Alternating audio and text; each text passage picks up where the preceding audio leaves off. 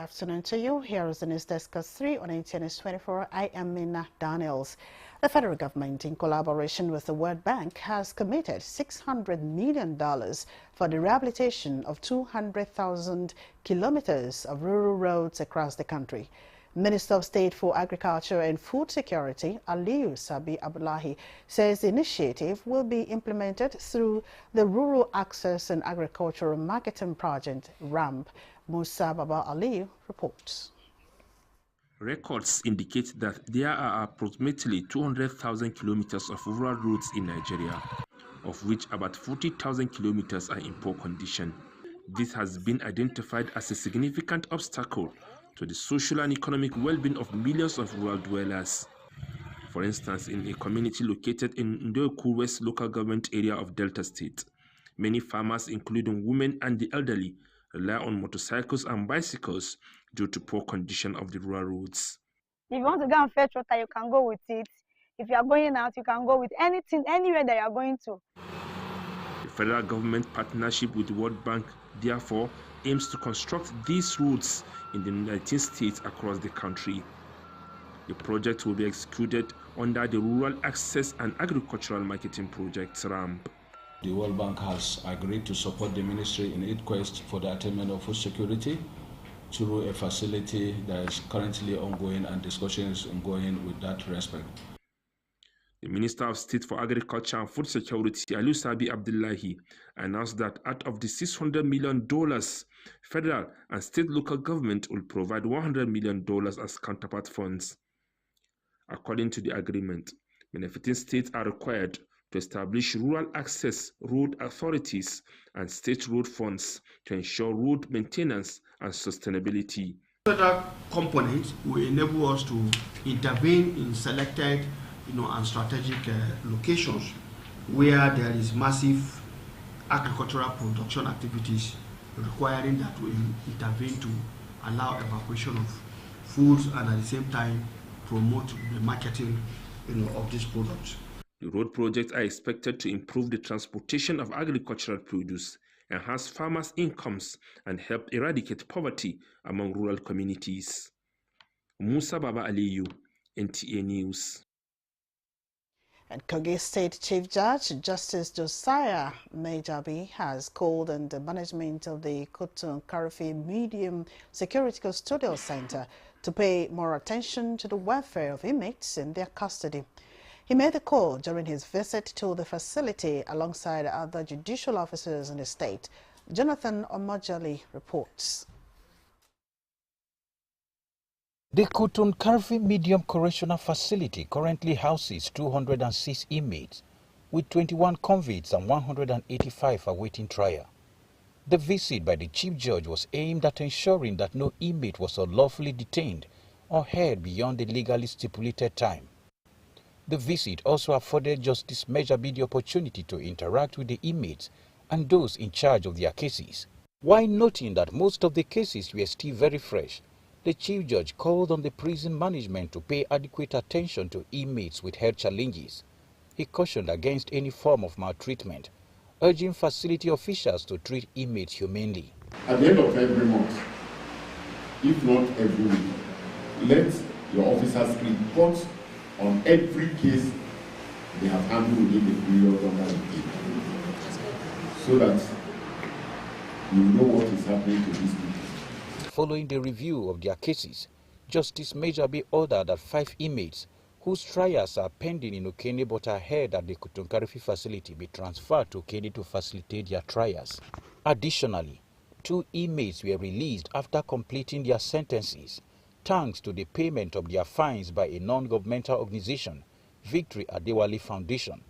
The foundation is extending similar assistance to other inmates in correctional facilities across the state. During the visit, the officer in charge of the facility, Salisu Musa, appealed for government support, citing the poor condition of some of his vehicles. The exercise will continue in other correctional facilities across the state. Jonathan Omajali, NTA News. And a rice mill located along Ida Ibaji Road in Kogi State has been gutted by fire. Lukman Mohammed reports that several million machines were consumed by the fire. The report is here presented.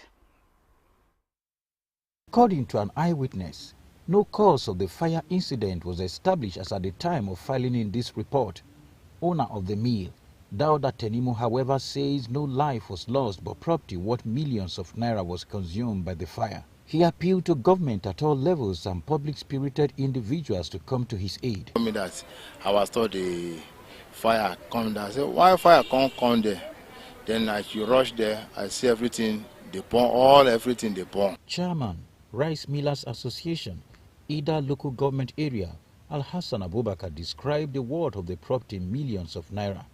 He called on the government to come to the aid of the owner and the association to avert future recurrence by strengthening the capacity of firefighters in the area. Capacity of firefighters in the area. So we are begging and soliciting assistance from the local government, the state government, and the federal government to come to our aid. We have seen many engines, above 9, got burned down completely here. Rise. If you are in your offices, at home, in your shop, once NEPA light is off, switch off all electrical appliances and apparatus. If you are leaving office, switch off all electrical appliances and apparatus. This incident has raised the consciousness on the need to take precaution against fire accidents, particularly during this Harmattan season. The Violence Against Persons Prohibition Act is explicit on what constitutes acts of violence and the consequent legal punishment therein. Hence, the need for Nigerians to arm themselves fully with the provisions of the Act in commemorating this year's 16 days of activism against gender-based violence, as emphasized by the National Council for Women's Societies. Mamso Damien Dati has details.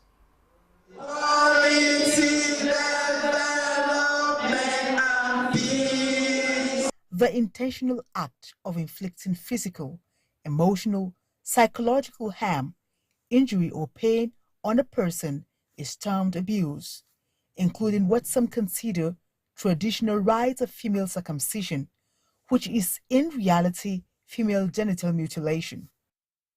These act has consequences, and the National Council for Women's Societies, NCWS, wants the public to know all there is in the barbaric practice. Laws, surveillance, reporting, and persecution of GBV cases.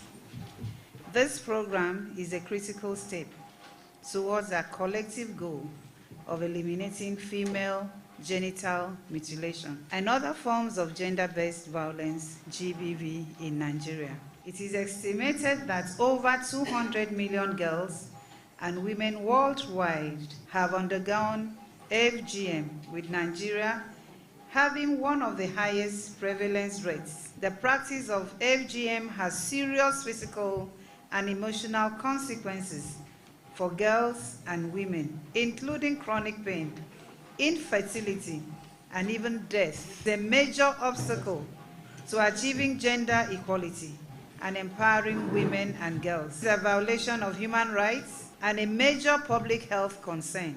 So it is important for you all to engage our faith-based organization. Do you know your DPO? Are you aware of the Federal Ministry of Justice? Are you aware of NAPTIP? Do you know the desk officer for FGM in Ministry of Health, in Women Affairs? The gathering has brought together members from all over the country to cascade the message to the grassroots. Momso Damien Ati, NTA News. The Federal Road Safety Corps is collaborating with the Nigerian Police Force, especially the Anambra and Delta State Commands, towards reducing traffic gridlock on the two Niger bridges linking Onitsha and Asaba major corridor. Parts of the interventions to be put in place include removal of all checkpoints at the head bridge from December 18, 2024 to January 10, 2025, establishment of mobile surveillance at the second bridge axis, dismantling of all police checkpoints on the Delta side of the old Niger Bridge to facilitate free traffic flow, as well as adequate deployment of officers for joint traffic control on the two bridges during the U-tide season. The FRSC Corps Marshal Shehu Mohammed, while applauding the sector commander for the synergy, stated that the collaboration will strengthen the resolve of the Corps towards achieving safety and ease of movement for all rail users on the Niger bridges during the festive period.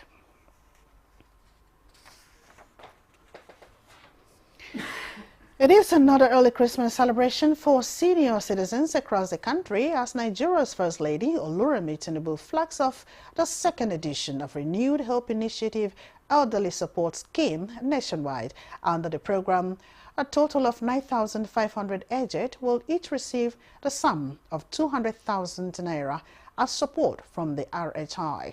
State House correspondent Adeni Taiwo reports. Aged and wise, but somehow feeble in strength, they represent a subset of the society who have been gracefully impacted by the withering hands of time. Their total well-being, physical, medical and otherwise, is a major concern that Nigeria's First Lady Oluremi Tinubu is addressing with the national flag-off of the second edition of the Elderly Support Scheme of the Renewed Hope Initiative at the Armed Forces Officers' Mess, Abuja. This program is designed to support the welfare of our elderly citizens annually. 250 elderly citizens aged 65 and above in all 36 states of the Federation, the Federal Capital Territory, and veterans from the Defense and Police Officers' Wives Association will be benefiting from this scheme. The governing board of the Renewed Hope Initiative has decided to increase the grant from 100,000 to 200,000 this year. A total of 1,900 million naira will be disbursed across the nation. While presenting a cash sum of 200,000 naira to some of the beneficiaries, the First Lady wished them a fun-filled Yuletide celebration and enjoined them to prioritize their well-being. Eat well, stay hydrated, do little exercise like walking and getting adequate rest. Spend quality time with loved ones and do what you enjoy and makes you happy. The Armed Forces community, led by the Minister of State for Defense, Bello Matawalle, is happy at our unwavering commitment to the cause of the vulnerables, particularly the veterans. We are going to support this program yearly. Amma has already made her own budget for 250 elderly persons, but we are adding more 250. It's not just a responsibility, but a privilege to show our love and gratitude, where no one is left behind in an aging world which is inspiring and worthy of emulation. Today's event is more than just a gesture of goodwill, but a reminder that your efforts and commitment for a better Nigeria is not forgotten. Apart from offering free medical services to some of the senior citizens, the scheme, under the Social Investment Program of RHI, also provided free food items. From the Armed Forces Officers' Mess, Abuja, Adeni Taiwo, NTA News. The National Orientation Agency in Kogi State has taken to the public its campaign of reorientating the people on Nigeria's value system towards building better citizens. Correspondent Solomon Ayede reports. The public engagement by the National Orientation Agency in Kogi State is to address 5 critical national issues, including advocacy on HIV/AIDS, security, human rights, tax reforms, and the get-rich-quick syndrome. The team's first point of call was Ayimba Park in the metropolis, sensitizing the people on efforts of government to enhance the well-being of Nigerians. Let us change our orientation. Let us begin by changing our character. Speakers who addressed the public in local languages bemoaned the spate of get-rich-quick syndrome, characterized by killings for rituals, armed robbery, kidnapping and cyber crimes in society, calling for a reorientation and inculcation of Nigeria's value system. Get-rich-quick syndrome. NOA say no to get-rich-quick syndrome. Similar message was passed to the public at Pata and Adankolo markets, calling on Nigerians to support the federal government in its quest to reposition the country. It also emphasizes the possibility of a new Nigeria, with everyone serving as an agent of change. In Lokoja, Solomon Ayedehi, NTA News. This is the News Desk at 3 on NTA News 24. Let's take a break now. More reports when we return. What is fake news? A false information with no verifiable source presented as true story on media platforms with the sole intention of causing injuries, chaos, and disaffection between persons, groups, or countries. Fake news facilitates extremism. Fake news creates panic and distrust. Fake news breeds hatred. Fake news kills. Don't joke with it. Don't be in a rush. Verify your sources and facts. It is better late than fake. This message is brought to you by NTA News 24.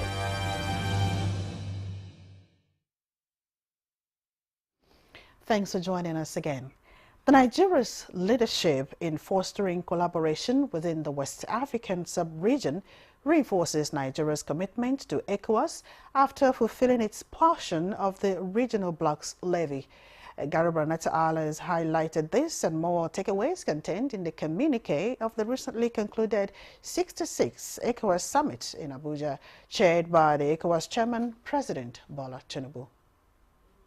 First time in nearly 19 years, Nigeria has fulfilled its full payment of the Economic Community of West African States levy, contributing 85.54 billion naira and $54 million for 2023 levy and part of 2024 dues, according to the ECOWAS Commission President. The authority directs the Council of Ministers to convene an extraordinary session during the second quarter of 2025 to consider and adopt both separation modalities and the contingency plan covering political and economic relations between ECOWAS and the Republic of Niger, the Republic of Mali, and Burkina Faso. The communique, which accepted the exit of Mali, Burkina Faso, and Niger, also notes the bloc's collective resolve to muster their strength on the principles and goals that binds the community. The authority has endorsed Nigeria's bid for a non-permanent seat on the UN Security Council for 2030-2031 term. A special tribute was paid to Ghana's President Nana Akufo-Addo and the outgoing chairperson of the African Union Commission, Musa Faki Mohammed. In Abuja, Garba Muhammad Nata'ala, NTA News. And Governor Mohammed Omar Bago has congratulated the immediate past president of Nigeria, General Muhammadu Buhari, as he attends 82. In a congratulatory message by the Chief Press Secretary, Balogi Ibrahim, the governor extols the virtue of the former president, describing him as a selfless and patriotic personality. He acknowledges the commitment, diligence, and contributions of a celebrant to nation building during his active service as a military and democratic leader. He prays that Allah will continue to guide and protect him in good health and vitality. And the Minister of Marine and Blue Economy, Adeboyega Oyetola, has emphasized that modern audit techniques are crucial for improving internally generated revenue in the marine and blue economy sector. He stated this at a workshop aimed to enhance transparency, accountability, and economic development in the sector. Vivian Ezra-DFA reports. The Ministry of Marine and Blue Economy believes that modern audit techniques are essential for addressing challenges ranging from revenue leakages, inefficiencies, and governance gaps that tends to limit the sector's potential. Therefore, adopting modern techniques is a catalyst for an improved revenue collection, reduction of waste, as well as contributing to the growth of the nation. We are encouraging all the parastatals to deploy technology to make sure, if you notice what is happening at the ports, the deployment of the port community system will improve revenue. In the ministry too, we are considering options to digitize and leverage on technology to improve revenue across the board. Stakeholders here enjoin management of the Ministry of Marine and Blue Economy to support the modern auditing techniques initiative for it to deliver on its mandates. Outside oil, that blue and marine economy is supposed to be a good man. So the auditor has a role to play in unlocking this potential that is inherent in this sector. So it is very, very important that the nation expects immense contribution from this sector. Information is key. A lot of people will say we didn't know that was how it was supposed to be done. So we don't want such excuses. We want people to begin to understand what ought to be done, how it ought to be done, and be abreast of the right way to go. The workshop was also a platform for stakeholders to engage, exchange ideas, and develop strategies to address the challenges facing the marine and blue economy sector. Vivian Ezadefe, NTA News. President Bola Ahmed Tinubu has approved the appointment of Aisha Garuba, an international development specialist, as the Executive Secretary of the Universal Basic Education, UBEC. A statement by the President's Special Advisor on Information and Strategy, Bayo Onanuga, says Garuba, a senior education specialist with the World Bank who has more than 24 years of experience driving impactful programs in education for human and economic development, working in Nigeria, Ghana, Somalia, Kenya, the USA, and the United Kingdom, will bring her experiences to bear in the course of discharging her duties.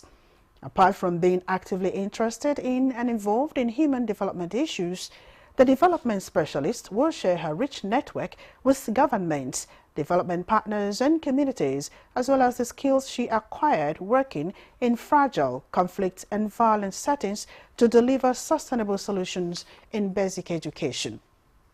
Onanuga says the President expects the new Executive Secretary of UBEC to drive the renewed hope and vision of providing and supporting quality education and ensuring that Nigerian children become globally competitive.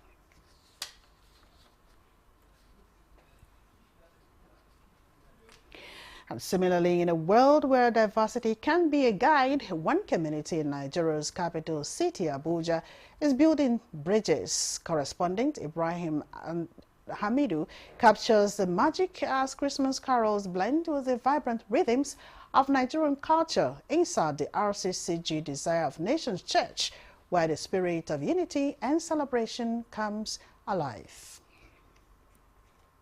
Hallelujah, Jesus.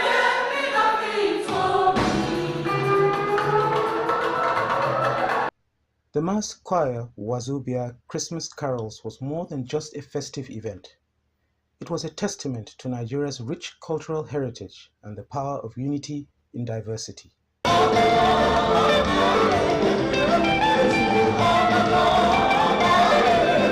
The choir, comprising members from different tribes and nations, came together to celebrate Christmas through music, dance, and drama. Number one, we need to thank God for the grace of life. That we are alive is something that to tell you there is a hope. That we believe tomorrow will be better. When we offer praise to God, a lot can happen. And we believe strongly, if we can do this right thing, this nation will work again. Which means God is with us. I want to say, no matter what people are passing through, challenges even in the country now, God is with us and is able to solve it. From the east to the north and the west, every tribe was represented and every culture was celebrated. You are never alone. Whatever we are journeying through, from the position of our faith and the context of Christ with us, we are never alone. He has given angels charge concerning you. No matter what that challenge is, you have a helper. As the night wore on, the energy was palpable. Strangers became friends, and the atmosphere was filled with laughter and joy. We should celebrate Jesus, one, by knowing him.